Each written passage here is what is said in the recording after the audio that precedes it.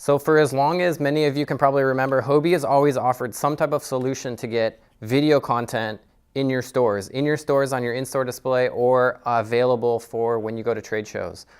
So right here in front of me is a 60-inch television that I'm using to play Hobie content that is downloadable from the dealer website. It's a high definition video that is available on the website. You can download it, or you can actually, you're gonna be able to buy these little thumb drives that has it preloaded. I've plugged this into one of the imports on the TV. This particular television has a USB input, and it offers me the ability to play videos and also to repeat those videos, which is kind of essential for me when I'm at a trade show and I don't want to keep restarting anything. Obviously, I just want it to repeat. So I'm going to show you how to use this television. I'm going to talk to you about some TVs that'll work, and if your TV that you already own doesn't work, I'm going to talk about how to use media players to make them work. So first thing, not all TVs offer built-in media players that'll play, just by plugging a USB into the television. This is a model by Sharp. Every Sharp that I've ever used has had this option, and it's always worked really well. Most Samsungs have an option, most LGs work really well, most Vizios that I've used work really well. What I would actually recommend is to get a USB with some short videos on it and take that shopping with you. When you go to buy your television, just tell the person you want to plug this in and make sure it works. Every brand is going to have a little bit different menu.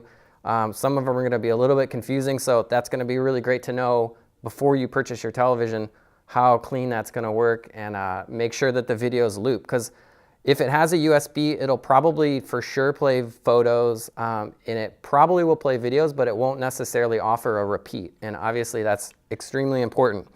When I plug it into my Sharp, what comes up, I have all these inputs. And if I scroll down to the bottom of my input menu, I have a USB. When I select USB, I get a couple different options. I don't have any photos or music on this drive. I have just videos. And when I select video, I see the video that I have on there, which there's only one at the moment, or that's all that I've loaded. It pops up, and the Sharp actually automatically will just be on repeat. Some of the other models by Samsung, I'll play the video, and then there's always going to be some type of media player button, tools, or setup that you can go to and click repeat. Usually once you select it, even if you turn the TV on and off, it'll stay at repeat and it continues to work. If you've already bought a television and it doesn't offer a media player built in, and it doesn't have a USB input, it won't play the videos, or you don't like the way it works, these are always another option that you can go with. I have a bunch of media players behind me. The one thing they all have in common, the shape and the size is about the same. They're all basically little squares. This is made by Vizio. It's called Google TV. That's the software that's built into it. It has a USB, which is really cool. I can plug the drives in. I can get the videos to work, but to be honest, I think the menu is extremely complicated, and I couldn't figure out a way to make it repeat, and I don't think it offers one. Every time you power it off and you power it back on, it wants to go somewhere other than my video content, which I don't really like. So I don't recommend this one at all. I don't think it'll actually work for most of you. It definitely wouldn't work for me when I went to a trade show. Next up, Apple TV. We've probably all seen the commercials for this. I think it's a great media player for using at home, probably as well with the Google player, but I don't like this one at all, to be honest. It has a little tiny micro USB in the back, but Apple doesn't let you access that to play your own information. It doesn't have a built-in hard drive, so I can't load videos on this at all. I basically need to have photos on a computer, and this is streaming them off my computer and running them to my TV, which I don't like at all. If I go to a trade show, I don't want to bring my computer. And if I did have to bring my computer, I would just plug it directly into the television. This, to me, doesn't really do me any good. So next up, Netgear Neo TV Max. To be honest, I thought this one would work, but I couldn't get it to do anything. I couldn't get it to plug into my Wi-Fi. I couldn't get it to bring up anything. So maybe it's just a bad copy. I don't recommend that. This one right here, it's a Roku. Roku makes a couple different models, and most of them don't have USB inputs. But this particular one, the Roku 2 XS, does have a USB. I can get it to play videos, but much like the Google TV, it usually wants to go somewhere else. It usually wants to go to Netflix or have me play Angry Birds or do something else. and I couldn't get it to repeat the videos. So you can get to a video, you play it once, and then it just goes to some other menu. I don't recommend this at all. I don't think it would work. This guy right here, it's by Asus, O-Play Mini. It works fine. It's pretty cheap. I think I only paid around 70 bucks for this one. It has Wi-Fi, so like all these devices, if you needed to, you could get to Netflix or Pandora or anything like that. But for in your store, has a USB input, and what's really cool, it also has an SD card. So if you wanted to play videos off an SD card, or you wanted an extra option other than just a USB, it has an SD input as well.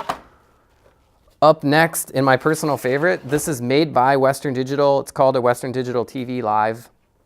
This does everything that the rest of them do. It has Netflix, it has Hulu Plus. You can get to YouTube. You know, it'll sign on to your Wi-Fi and do all the other cool things, but it has a USB. In fact, it has two USBs. So it has one on the back, one on the front. They both work, which I think is really cool, the option to run two USBs. Along with it, you'll get a power cord, which is pretty standard. All these have their own power cords. You're gonna need an HDMI. Most of these, I don't think any of them come with an HDMI.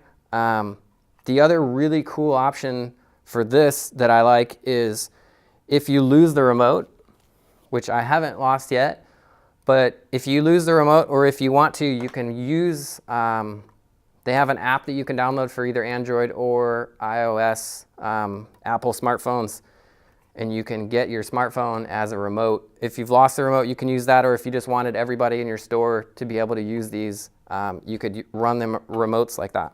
So what I'm gonna do next is I'm gonna plug this guy in. I'm gonna run some videos off my USB, and I'm gonna run you through the menu system for the Western Digital TV Live, and I'm gonna show you, which is probably the coolest feature in the whole video, a little trick that I've learned with this guy. Okay, so everything's plugged in. My HDMI from my Western Digital is plugged into the television in HDMI 1, and I turn my TV, the input, back to HDMI 1. Plug this in, wait for it. USB's plugged in. This is kind of what the menu looks like, the interface. This is my remote. I'm gonna select videos, and what I'm gonna see is flash drive. This thing, I haven't renamed it, so that's what it's called. And when I click on it, we get our one video that's loaded on there. If I had more, they'd be there. You can rate these and select them on or off, which ones you want to play. And I select it. And then it's going to come up. It's going to start playing. And the way that I choose repeat is on your little menu here, you have an options called, a button called Options. When I press Options, it's going to come up. In my play mode, I've played this video before, so it's set to repeat. If I scroll down, I have these other options. That's a shuffle between all the different videos. That's a shuffle. It's going to repeat, but it's going to be shuffling through the videos as it repeats. That's not going to do anything. It's going to play one and then go back to the menu. That's going to play and then repeat once, I believe, and that's continuously going to repeat. And then I just go back. Now I set it up. The cool thing that I like about this media player is if I turn it off and I plug it back in and turn it back on, it's gonna basically go back to videos. It's gonna go back to where I left it.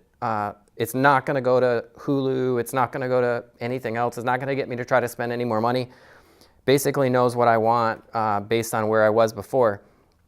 The other really cool thing that I like about this media player, once I set it up and I have it the way I want it, let's say I have 3 videos on there and I'm playing 2 of them and I have them looping, and that's what I really want day to day in my store. At the end of the day, and I do this at trade shows, I don't do it in a store obviously, I can just shut my TV off with the remote or obviously just the power button and then leave my media player on. The cool thing about the media player, there's nothing spinning. It's not a DVD, it's not a CD, there's no VHS tape. It's just looping over and over and over. The Roku behind me, it doesn't even have a power switch. When I looked in the menu, the Roku said they didn't put a power switch on there because the media player takes about as much power as a nightlight. So what I like to do is just leave it running. The TV doesn't even know that it's not, that it's still plugged in and still looping. The media player doesn't know that the TV's been shut off. So when you come back into your store early in the morning, you press your power on your television, and as soon as this thing warms up, it's basically just going to pick up the video where it's at, and everything's going to be set up There's no extra remotes and menus and digging back through your content and getting everything set up in the morning. That's probably the coolest feature that I think would work really well, obviously in a store, because it's worked great for me at a trade show. Okay, the last thing is these little thumb drives. These are Hobie logoed, they're 4 gigabytes. We're gonna make these available on the Hobie dealer website, and when you order them from us, whenever it is, they're gonna be loaded with the latest content. That latest content is going to be the stuff that's available on our dealer website. So if you don't want to order these and wait for them, if you already have a thumb drive that's a decent enough size, feel free to plug this into your computer, go to the dealer website, go to where the videos are, which is the same place where the marketing resources, the photos that you can download, the logos, the sample ads, all that other stuff. Download whatever video you'd like to play, or download all of them. They'll be on your computer. You plug this in, it comes up like a hard drive. Move over whatever videos you want to play and go at it. Should work fine. And the dealer website's going to be the spot you're going to want to look for all the latest videos. I think that's it. If you have any questions, feel free to email me or call me or give me some suggestions on videos that you'd like to see in the future.